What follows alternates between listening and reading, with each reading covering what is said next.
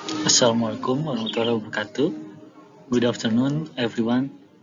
My name is Noval Nazaruddin, and my advisor is Professor Dr. Muhammad Zalis. Today, I'll be presenting my research on innovative translearning technique for brain tumor diagnosis in medical resonance imaging. This research explores how artificial intelligence, specifically transfer learning, can enhance diagnostic accuracy and efficiency, and we'll cover the background, methodology, and results. Let's begin. For the background, brain tumor are a serious problem with over 25,000 new cases expected in 2024 and also many deaths. Training method to find brain tumor take a long time and can make mistakes, causing delay in treatment.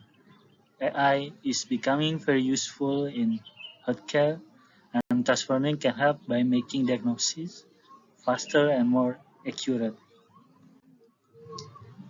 Most past studies use traditional deep learning model which need a lot of data and took a long time to train. This model also called black box because it was hard to understand how they work.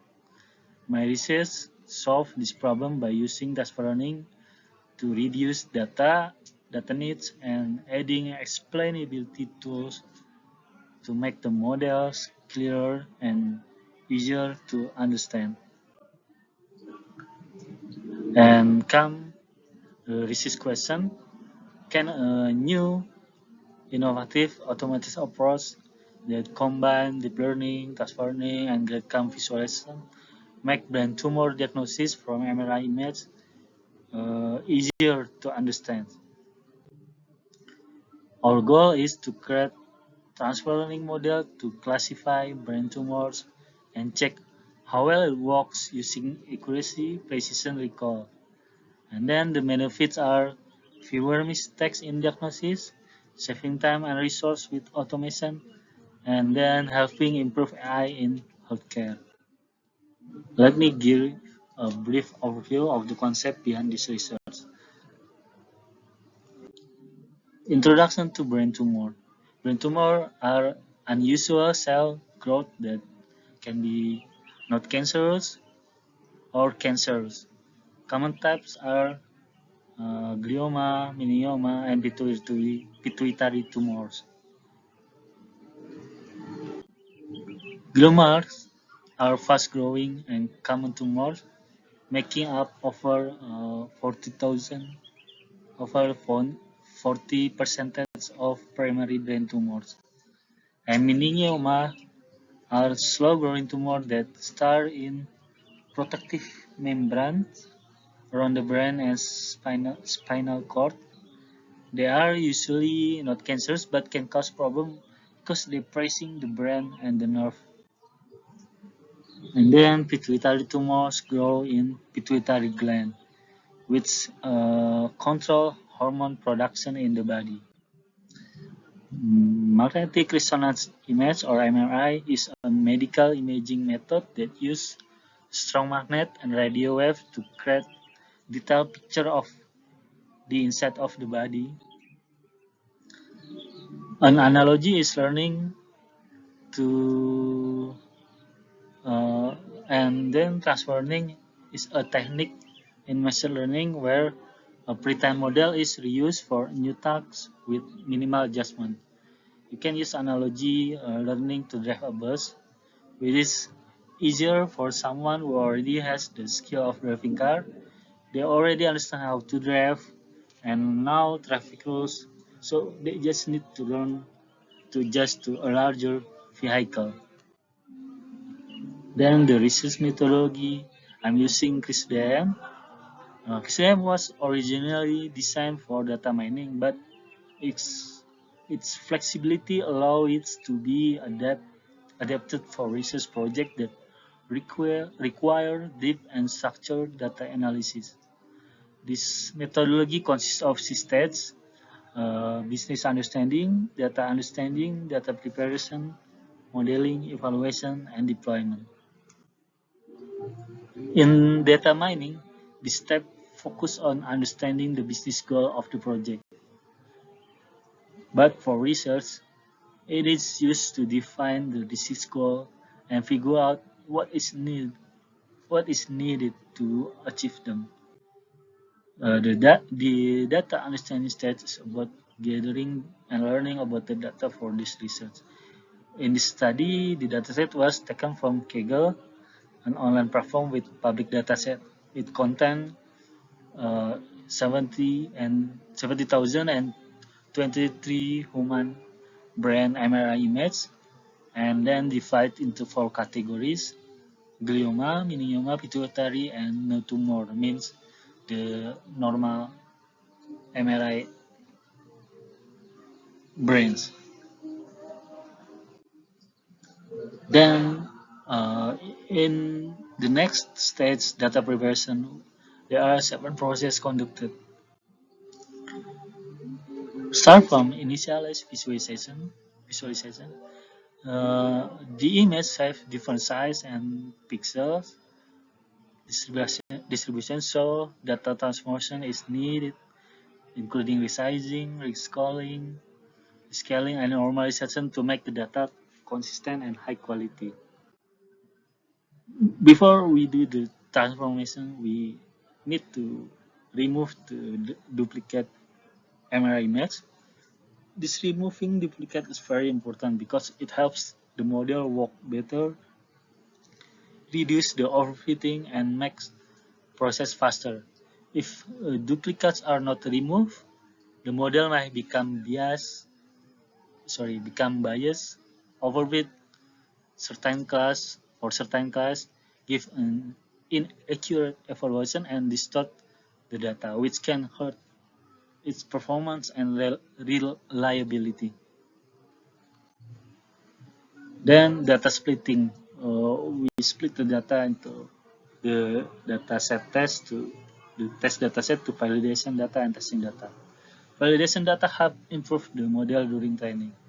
A part of the testing data is set aside for validation, allowing us to check the model's performance without touching the actual testing data.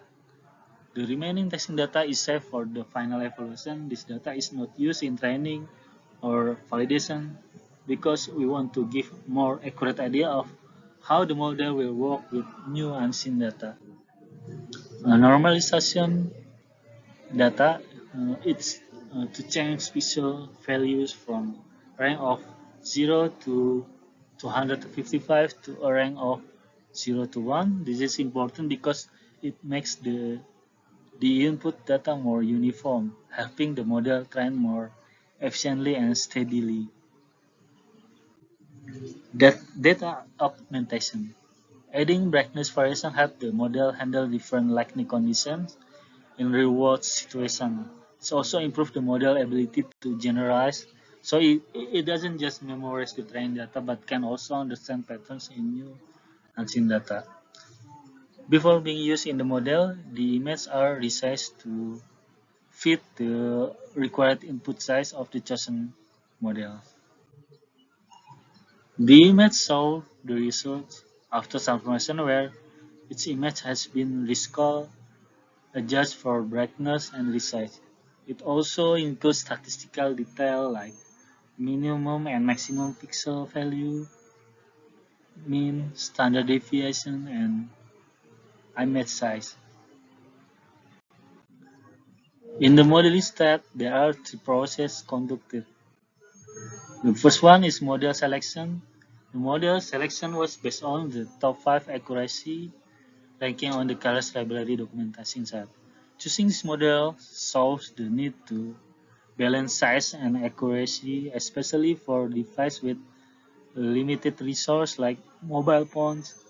And then top 5 accuracy was used as the main metric to answer reliable results. The model were also limited to under 100 megabytes to work efficiently in low resource environment. The best model functional come from pretrained science model like EfficientNet, Nascent Mobile and Inception V3, which were fine-tuned for brain tumor classification. The base model is the starting point for transfer learning with additional custom layer. Uh, the first one is flatten layer, convert the output from multiple dimension into one-dimensional vector so to prepare it for classification layer. And then the dropout layer, uh, it prevents overfitting by randomly ignoring some neurons during training, helping the model generalize better. And then the last one is dense layer, fully connect all neurons to the previous layer and use for final classification. And then model training. Uh, the model training is a key step in machine learning where the model learns from data to make accurate prediction. Why this is important? The first is to improve performance, help the model find patterns, reduce error, and get better results. And then we check the generalization, make sure the model work well on new unseen data and not just the training data. And then it also prevents overfitting, keeps the model from memorizing the training data so it works better on the work tasks. Improve metrics. Most important measure like accuracy, precision, and then recall. Next stage is evaluation. In the evaluation stage, the trained model is tested using new data it has never seen before. The goal is to check if the model works well not just on training data but also on new unseen data. The evaluation use confusion metrics and other metrics like accuracy, precision, and recall to fully understand the model performance. Then the next stage is deployment. In this research, full deployment will not be done. Instead, a function will be created to upload data and get diagnosis using the developed model.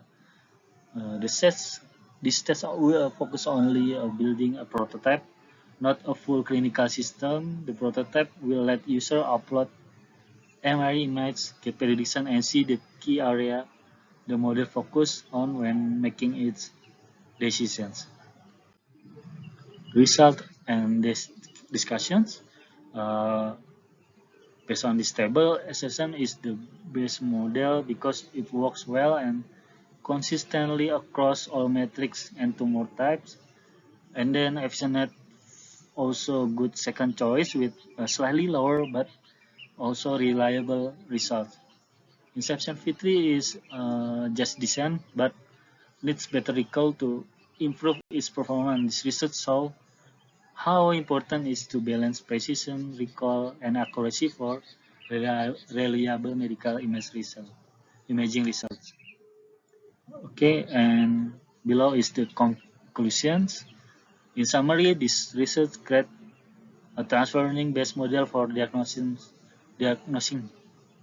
brain tumor. It delivers accurate and efficient results, helping radiologists make better clinical decisions. However, issues like image quality and overfitting need to be improved to make the model more reliable. Reliable. And then going forward for our recommendations, expanding the dataset is important to improve the model's ability to generalize. Testing the model in real-world clinical setting is also necessary, making the model easier to interpret will answer the transparent decision making. Lastly, using this approach for other medical imaging technique can increase its usefulness. Thank you for your attention. I hope this presentation has provided valuable insight into the potential of transfer learning in medical imaging.